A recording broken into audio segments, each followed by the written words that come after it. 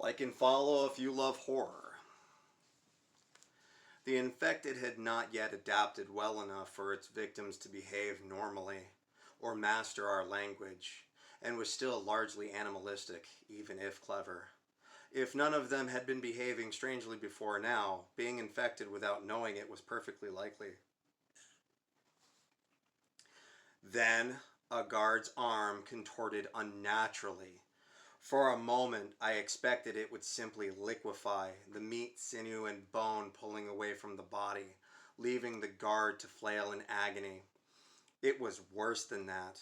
With a sucking pop of a dislocated joint, the arm jutted back to the face of the guard that hosted it. The bone audibly snapped in two more places, and the guard belted out a litany of screams and curses as it remained attached. Claws grew from the tips of the fingers, and the hand immediately flailed from the body, raking in the air at the men around it. It caught a guard in the jugular, ripping free his throat. Nunez, his men, and his dogs quickly retreated as blood sprayed everywhere. We weren't yet prepared with pills, and the hallway was attached to medical. Flame units could burn the place down, and far too much equipment could be compromised. We watched in horror as the guard conducted his own last resort, turning his machine gun on to the joint of his shoulder, pulling the trigger, trying to literally blast the arm off. Round after round ripped free chunks of his arm in spurts of blood. The other guards, still near him, now splattered in blood, accepted their fate and attempted to engage. The hand skewered one through the face. Bits of brain and gnarled, bloody bone chunks clung to the claw as it knocked the other guard to the ground.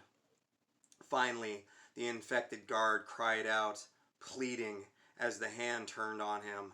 A long claw grabbed and sliced into his face. He fell with a spasm. Nunez sounded the alarm as we exited in the opposite direction. Code red! We have a code red! Hallway MD7! That's medical! Hallway 7! Repeat! Mary! Delta 7! Code red! He turned to me and inspected me for blood splatters, completely disinterested in the look of shock and horror. We have to evacuate medical now. Can you get to the mobile lab and prepare it? I can give you about 15 minutes. I struggled to respond, but nothing else came.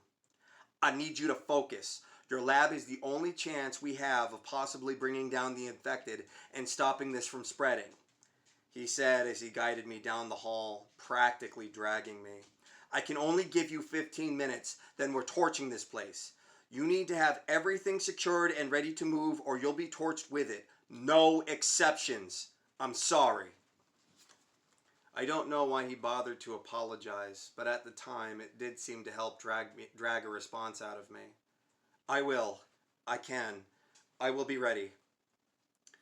With the alert sounding, Nunez delivered me back to the mobile unit in medical. He practically had to lean me against the wall outside, guide me up the short steps, and get the door for me.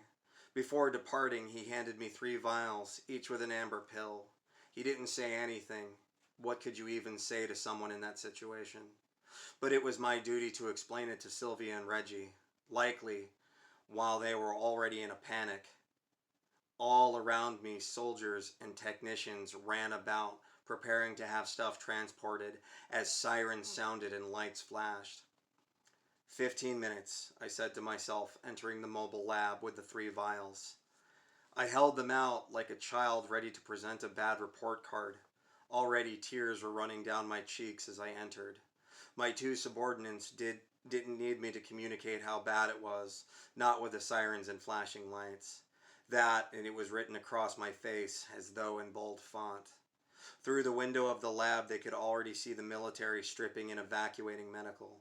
I hadn't said a thing, but everything told them all they needed to know, save what was in the little vials held out in my hand. Reggie sputtered. His glare jumped erratically from me to the outside. Again, his face was red and veiny. I have no idea how he didn't just stroke out. Regardless, He couldn't bring himself to say any words and began frothing at the mouth.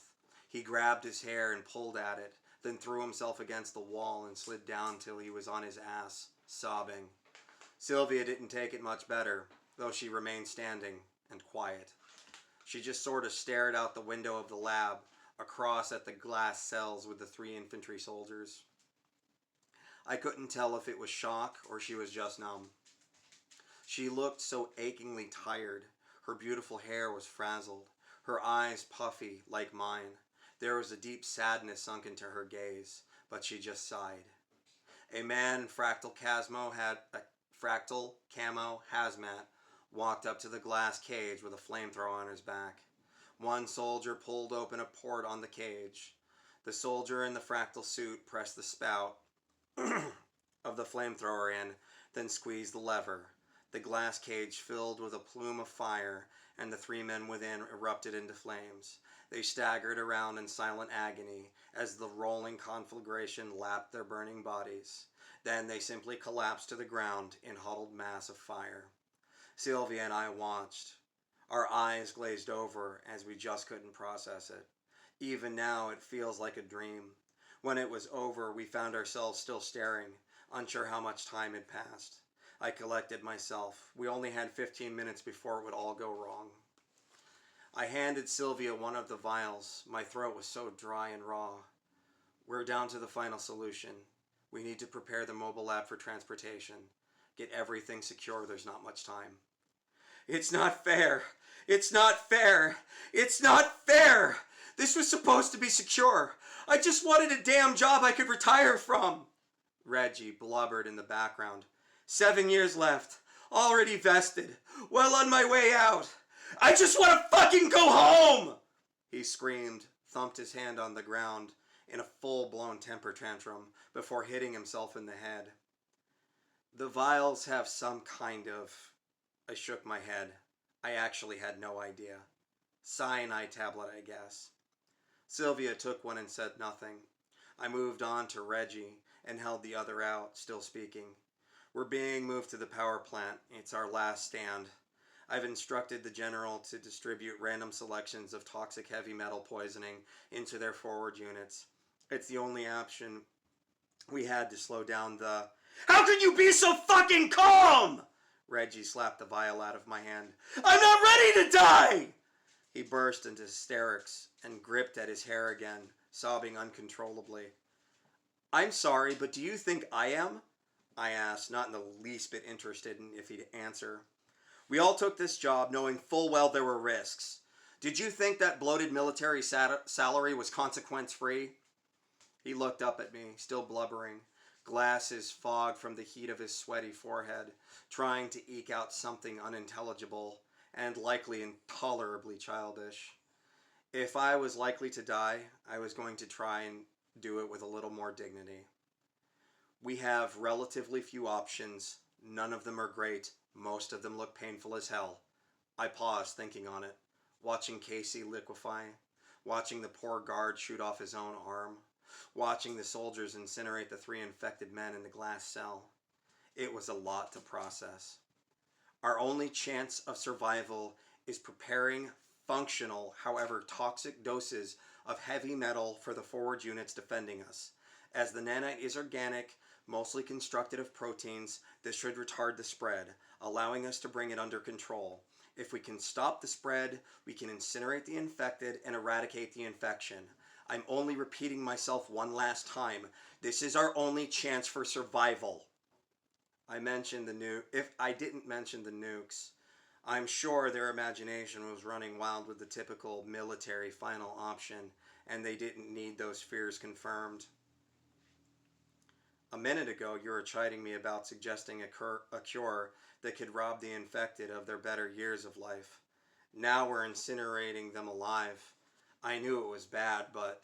She solemnly shook her head and didn't finish the sentence. We have less than 15 minutes to evac. We need to get everything stowed. I explained again, then stood up and retrieved the vial Reggie had knocked out of my hand. None of the options are pretty. This one is at least painless. I handed it back to him. This time he took it and pushed himself up. I just want to go home, he whimpered. We all do, but I have a